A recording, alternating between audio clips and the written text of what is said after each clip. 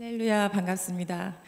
오늘 간증 발표를 맡은 저는 714세 11여선에 속하여 나눔과 섬김을 배워가고 있는 김태라 집사입니다. 예수님을 나의 구주로 영접하겠습니다라는 고백으로 예수님과 동행하려 애쓰며 지내온 지가 9년이 좀 넘습니다.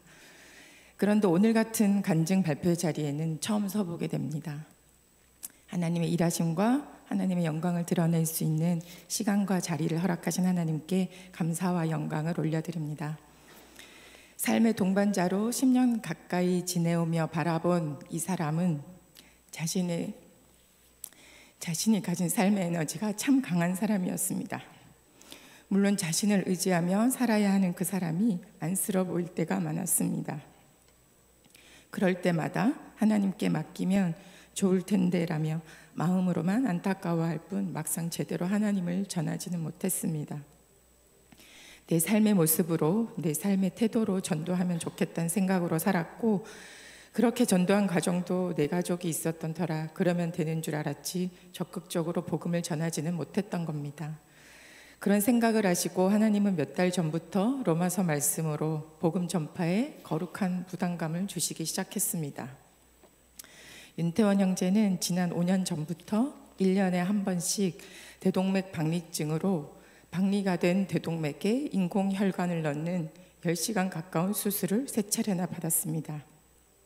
한 번 수술할 때마다 지혈이 안 되어 2번씩 가슴을 열어야 했고, 응급 상황과 시간이 많이 걸리는 위험한 수술, 어려운 회복 과정을 같이 하며 저도 공황 증상을 겪어야 했습니다. 말씀과 기도가 아니었으면 그 시간을 어떻게 이겨냈을까 아찔하기만 합니다.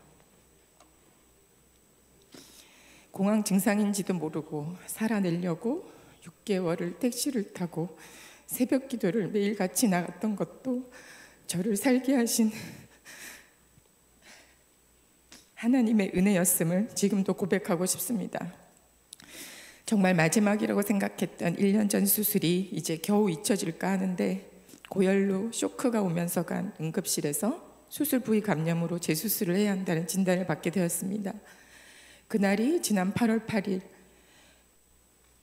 6주간의 항생제 치료 끝에 수술을 피할 수 없다고 하시고 9월 17일 수술을 하자고 하셨습니다.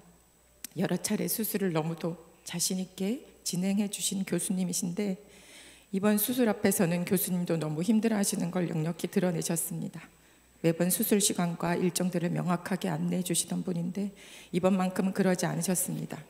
수술은 첫 타임에 시작해서 당일 내에 끝내는 것을 목표로 한다는 것과 수술 후 중환자실에도 무조건 오래 있어야 한다는 얘기에 정말 참담하기까지 했습니다. 옆에서 겪는 나도 이런데 수술 받아야 하는 환자의 마음이 어떨지 가늠하기도 어려운 일이란 생각에 먹먹하기도 하고 무섭기도 했습니다. 아니나 다를까 수술을 앞둔 이 사람의 마음이 예전과 다르게 더 힘들어하고 있구나 느껴지기 시작했습니다. 이런 마음을 이겨낼 길은 기도밖에 없는데 어떻게 하면 이 사람이 기도를 통해, 말씀을 통해 위로받게 할 수 있을까만 고민하고 기도했습니다. 그때 알게 하셨습니다. 로마서의 말씀에서 깨닫게 하신 것처럼 듣지도 못한 일을 어찌 믿으리요. 후회가 막급했고 회개가 되었습니다. 수술까지 남은 시간이 일주일이었습니다. 어떻게 해서든 기도라도 받고 수술에 들어가길 바라는 마음으로 기도받으러 가자고 조르고 윽박지르기까지 했던 것 같습니다. 치열하게 싸웠습니다. 교회의 문턱을 넘기 어려워하는 그 사람의 마음에 말이죠. 하나님이 하셨습니다. 9월 14일 입원하는 날이었고 2부 예배 후 담임 목사님의 기도를 받겠다는 확답을 받았습니다. 예배는 참석하지 않을 거라 생각했는데 감사하게도 함께 예배도 드리고 기도도 받았습니다.